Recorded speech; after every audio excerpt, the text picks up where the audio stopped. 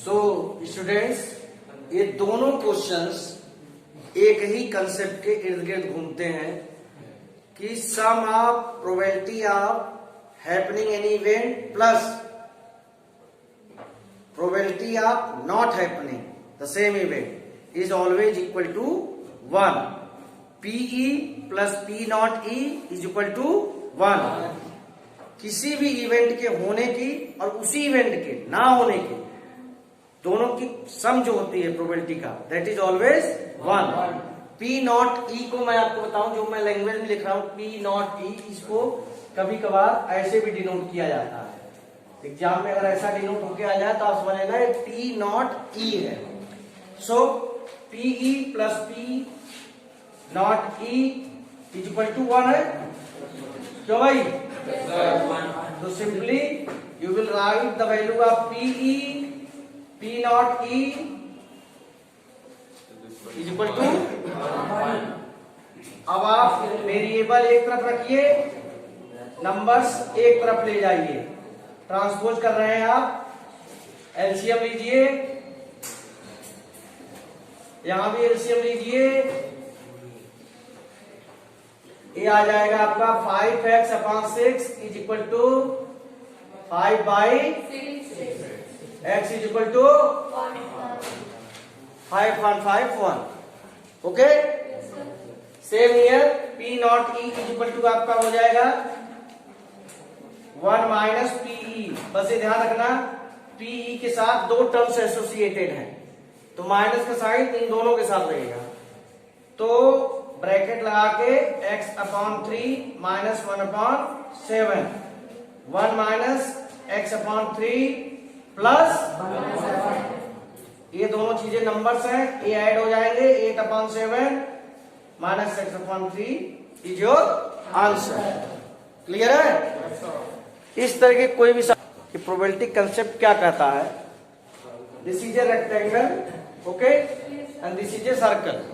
Suppose anything is drop.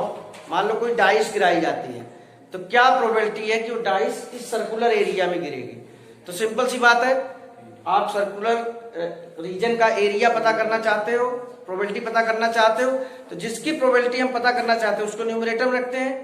तो probability that object will fall in circular region is equal to probability area of circular region upon area of whole region. Whole region में area of rectangle. इस चीज को आप समझ सकते हैं. तो प्रोबेबिलिटी में जैसे कि आप कहते हैं ना, जिस चीज को हम फाइंड आउट करते हैं उसे न्यूमरेटर में रखते हैं और नीचे आपका टोटल आ जाता है. तो नंबर्स के बारे में भी आपको नॉलेज होनी चाहिए. वैसे तो इवन, ऑड, प्राइम, कंपोजिट ये सब आप जान चुके हैं.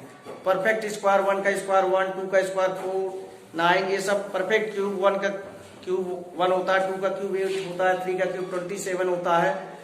मल्टीपल और डिविजिबल बाई दोनों वर्डिंग एक ही होती है.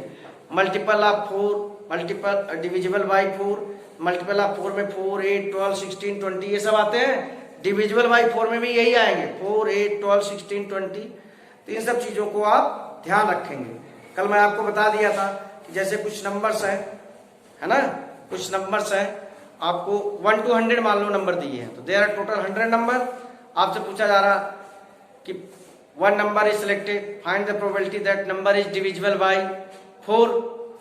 तो 4 से डिवाइड होने वाले कितने नंबर होंगे? There will be 25 numbers. तो प्रोबेबिलिटी हो जाएगी 25/100. Numbers divisible by 6. अब बताओ 1 से लेकर 100 तक 6 से डिवाइड होने वाले कितने नंबर हैं? कोई है आपके पास ट्रिक पता करने का? आप 100 को 6 से डिवाइड कर दो और पता करो क्वोशिएंट कितना आ रहा है. भाई डिविजिबल बाई 4 में मैंने क्या किया था, डिविजिबल बाई 4 ये प्रोबेबिलिटी निकालनी थी. मैंने क्या किया, नंबर आपको 1 to 100 दिया हुआ है, डिविजिबल बाई 4. तो मैंने 100 को 4 से डिवाइड किया और क्वेश्चन क्या आ गया हमारा 25. तो हमने कहा भाई प्रोबेबिलिटी हो गई 25 बाई डिविजिबल बाई,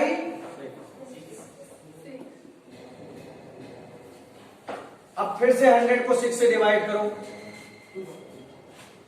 16 जाएगा क्वोशिएंट. कितना जाएगा? ध्यान देना, मैं क्या समझाने की कोशिश कर रहा हूं. 16/100 अब मैं कहूं डिविजिबल बाई 4 and 6, कल भी बताया था 4 and 6, जब एंड आ जाता तब हम क्या करते हैं,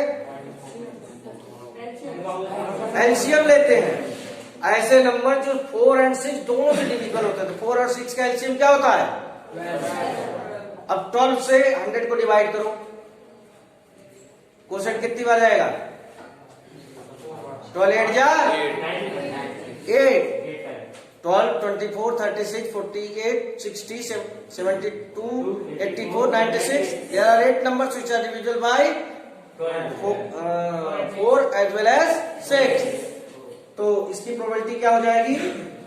8/100। बात समझ में आ रही है? अभी बात खत्म नहीं हुई है। Divisible by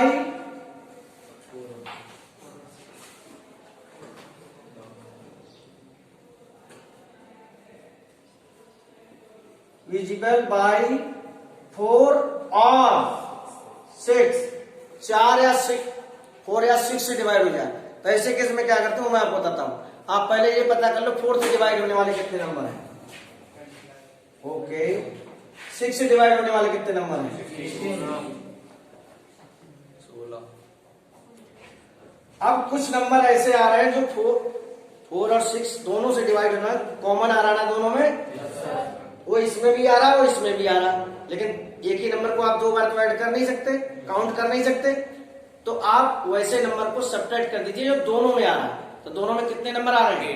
8, that's it. और वाले केस में यही करते, इसलिए मैंने एंड का पहले निकाल दिया था। 8 को सब्ट्रैक्ट कर दीजिए,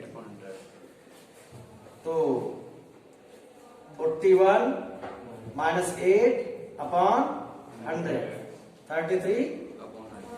this is your complete answer. कोई डाउट? आपको एंड और में क्या फर्क होता है? एंड में ये बोलता है, एंड में हमेशा छोटे नंबर आते हैं, कम नंबर आते हैं। एंड 4 से भी डिवाइड हो रहा है, 6 और 6 से भी डिवाइड हो रहा है, 4 की भी टेबल में आ रहा है, 6 की भी टेबल में आ रहा है, तो सिंपल सी बात है कम होंगे हो तो 4 और 6 का एलसीएम। लेकिन जब पूछा जाए या तो 4 से डिवाइड हो जाए या फिर 6 से, यानी ऑप्शन बढ़ गए ना, तो उसमें 4 को भी ले लो 6 को भी ले लो, ठीक है। और फिर लेकिन ये सब्ट्रैक्ट क्यों करते हैं? क्योंकि जो नंबर आपके 4 से डिवाइड हो रहे थे वही कुछ नंबर 6 की टेबल में भी आ रहे हैं। एक ही नंबर को 2 बार थोड़ी काउंट करोगे प्रोबेबिलिटी निकालते समय। That's why we have subtracted this one. Is it clear? Yes sir.